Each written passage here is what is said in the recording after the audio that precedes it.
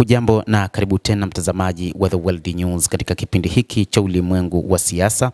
Mimi ni Adam Hussein. Moja kati ya ripoti tulizokuwa nazo ni namna ambavyo Marekani baada ya kugundua kwamba nguvu kubwa inayofanywa na kundi la BRICS linaloongozwa na China na Urusi kupeleka ulimwengu katika kile walichokiita multipolar world, kwa maana ulimwengu wa pande nyingi. Sasa Marekani inatengeneza ulimwengu wa pande tatu baada ya ule ulimwengu wa upande mmoja ambao ulikuwa ukiegemea kwa nchi za magharibi pekee, ikiwa ni pamoja na Marekani.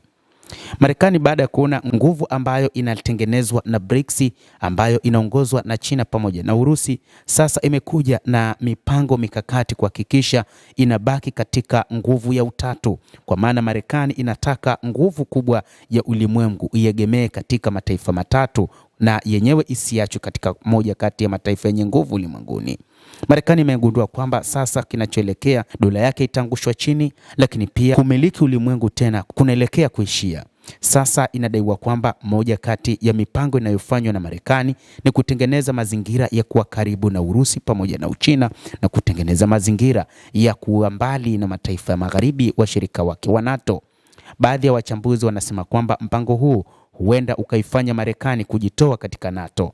Hii ni mipango ambayo hata wakati alipoingia madarakani katika awamu ya kwanza, rais wa Marekani Donald Trump alitaka kujiondoa katika NATO, na hata katika awamu yake ya pili ametoa vitisho hivyo hivyo kwamba huenda akajitoa katika NATO, na anatengeneza mazingira zaidi ya kutoelewana na viongozi wenzake wa NATO ili tu mtafaruku zidi kukua kati ya mataifa ya Ulaya dhidi ya Marekani, na hatimaye Marekani itangaza kujitoa katika NATO na kuonyesha ushirika fulani dhidi ya nchi mahasimu kwa maana ya Urusi pamoja na Uchina.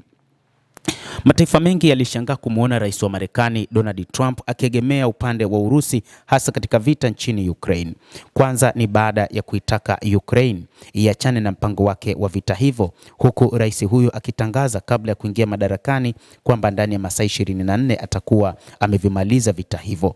Jambo jingine ambalo limewashangaza wengi ni kuona rais wa Marekani Donald Trump akaagiza zaidi kwamba hataisaidia tena Ukraine, zaidi anataka malipo yaliyofanywa na mtangulizi wake Joe Biden, ambapo zaidi ya dola milioni 500 alidai kwamba zimetumika, huku Ukraine ikisema ulikuwa ni msaada tu wa dola milioni 300. Marekani ikaweka wazi kwamba hata kama zikiwa ni dola milioni 300, lakini inahitaji kuona kwamba zinapatikana, na hivyo kupatikana kwake ni kupitia uchimbaji wa madini adimu. Lakini kwa bahati sio kuwa njema ni kwamba madini adimu yalikuwa katika upande wa Donetsk ambao tayari upo mikononi mwa Urusi. Lakini inadaiwa pia kwamba kuna maeneo mengine ambayo Marekani inaweza kupata madini adimu ndani ya Ukraine, na ndio maana wakati huu moja kati ya mipango ambayo Marekani imekuwa ikiendeleza ni kuhakikisha kwamba Urusi ibaki katika maeneo iliyoyatoa, lakini isiendelee kuteka maeneo mengi zaidi, na ni kile ambacho rais wa Marekani ameona huenda ikanyakua maeneo mengi zaidi yenye madini adimu. Lakini pia moja kati ya wachambuzi wanaona kwamba ni kile kilichoonyeshwa na Urusi pamoja na Uchina, kuona anatekwa hadharani kiongozi wa Venezuela Nicolas Maduro, wengi wakifikiria kwamba labda ni kwa sababu ya vita nchini Ukraine, lakini baadhi ya wachambuzi wakisema kwamba ni mpango maalum ambao umepangwa na rais wa Marekani Donald Trump na rais wa Urusi Vladimir Putin.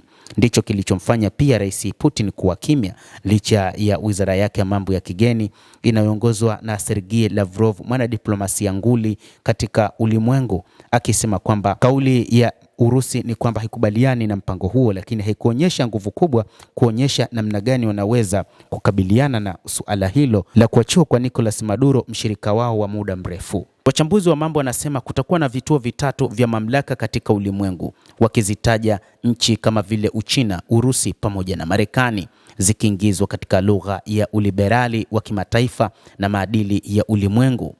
Lakini wengine wanasema kwamba sasa kile ambacho wa magharibi walikuwa wakiamini mbele ya Marekani kitafutika kabisa katika nafasi la shughuli za tripolar, kwa maana ulimwengu wa pande tatu linaonekana kuanzishwa rasmi.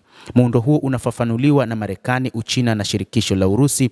Sasa unaweza kuitwa mwongozo uliokamilika wa uendeshaji wa siasa za jiografia za karne ya 21. Lakini hofu kubwa inakuja katika mataifa ya Ulaya na hata Afrika na Asia. Kwa Afrika, hii inawakilisha urekebishaji muhimu zaidi wa kijiografia, na tangu mkutano wa Berlin wa mwaka 1884 wakati mataifa yenye nguvu ya kikoloni ya magharibi yalipokutana nchini Ujerumani kurasimisha Scramble for Africa, yani kuipambania Afrika na kila mmoja kuteka eneo lake.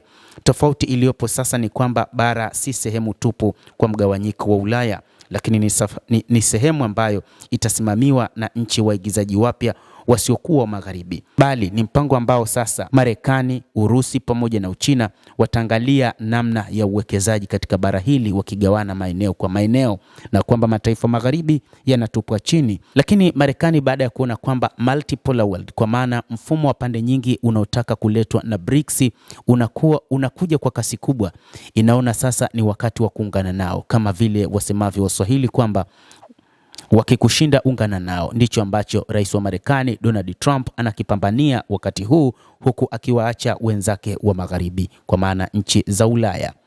Mtazamaji, endelea kutufuatilia, lakini usisahau kulike, usisahau kucomment, kadhalika kusubscribe channel yetu hii ili upate habari hizi kwa mapana kupitia The World News.